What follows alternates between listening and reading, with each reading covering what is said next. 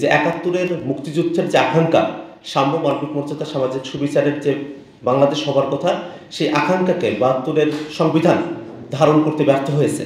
একই সাথে আমাদের ২৪-এর অভ্যুত্থানের স্পিরিট এবং ৭১-এর মুক্তিযুদ্ধের স্পিরিট এবং আমাদের ব্রিটিশ বিরোধী আন্দোলনের সময় থেকে নিয়ে পাকিস্তান আন্দোলন, প্রত্যেকটা সময় আমাদের যে সংগ্রামের ইতিহাস আছে সেগুলোকে ধারণ করে ঐতিহাসিক ধারাবাহিকতাকে অক্ষুণ্ণ রেখে এবং জনগণের যে জীবনমান, জনগণের যে নিরাপত্তা, জনগণের যে মানবিক মর্যাদা, ডিগনিটির যে প্রশ্ন এবং সমস্ত ফেসিবাদী ব্যবস্থার সময়টাতে যে ধরনের অন্যায় অবিচারগুলো হয়েছে, গণহত্যা সংঘটিত হয়েছে, সেগুলোর বিচার এবং বাংলাদেশে যাতে কোনোভাবে আর ফেসিবাদ ফিরে না আসে, সেই লক্ষ্যে একটি নতুন সংবিধানের প্রত্যাশা আমরা ব্যক্ত করেছি। আমাদেরকে যখন প্রশ্ন করা হয়েছে যে নতুন সংবিধান তৈরি করার ম্যান্ডেট কাদের, আমরা স্পষ্ট করে জানিয়ে দিয়েছি একটি গণপরিষদ নির্বাচন হবে। সেই গণপরিষদ নির্বাচনে যারা জয়ী হবেন তারা জনগণের প্রতিনিধি হিসেবে নতুন একটি সংবিধান প্রণয়ন করবার ম্যান্ডেট নিয়েই তারা সংসদে আসবেন এবং একই সাথে তারা সংসদ সদস্য হিসেবেও, আইনসভার সদস্য হিসেবেও তারা ফাংশন করবেন।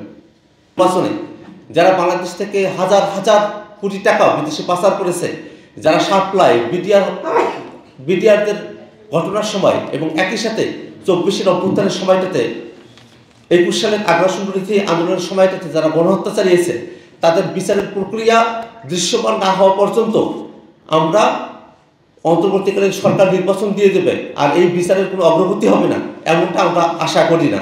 আমরা চাই বাংলাদেশের সকল মানুষ এটা প্রত্যাশা করে যে বিচার হতে হবে, সংস্কারগুলো হতে হবে এবং তারপরেই নির্বাচনের প্রশ্নটি আসতে পারে। তড়িঘড়ি করে নির্বাচনের মধ্যে যাওয়া, আবার একই সাথে সরকার সুনির্দিষ্টভাবে সময় নেওয়ার যে ব্যাপারটি সরকারের আছে সেটা যেন কাজের ভিত্তিতে হয়, সেটা না করে তড়িঘড়ি নির্বাচন দেওয়া বা অতিরিক্ত সময় ক্ষেপণ করা কোনটার পক্ষেই আমরা নই।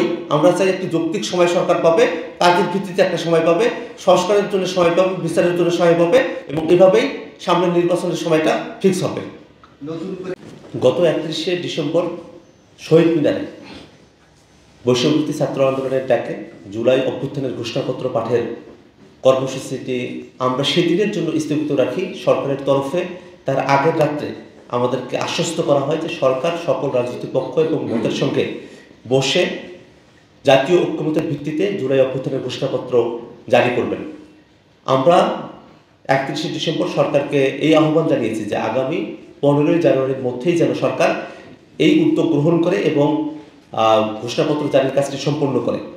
আমাদের মধ্যবর্তী সময়টাতে আমরা সারা দেশব্যাপী লিফলেট বিতরণের কাজ করছি, জনসংযোগ করছি, মানুষের কাছে যাচ্ছি।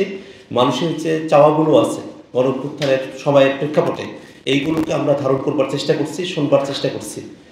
এখন সরকারের কাছে আমাদের যে দাবি আছে, সরকার এখনো পর্যন্ত ফরমালি আমাদের কেমন কোনো কিছু জানায়নি। আমরা সরকারকে আহ্বান জানাবো, সরকারের পক্ষে সম্ভব হবে অবশ্যই আমরা যে সময়সীমার কথা বলেছি তার মধ্যেই সরকার উদ্যোগ নিলে এই ঘোষণাপত্র জারির কাজটি সম্পন্ন করতে পারবে। আমরা এই ক্ষেত্রে সরকারের থেকে দৃশ্যমান পদক্ষেপ আমরা আশা করছি।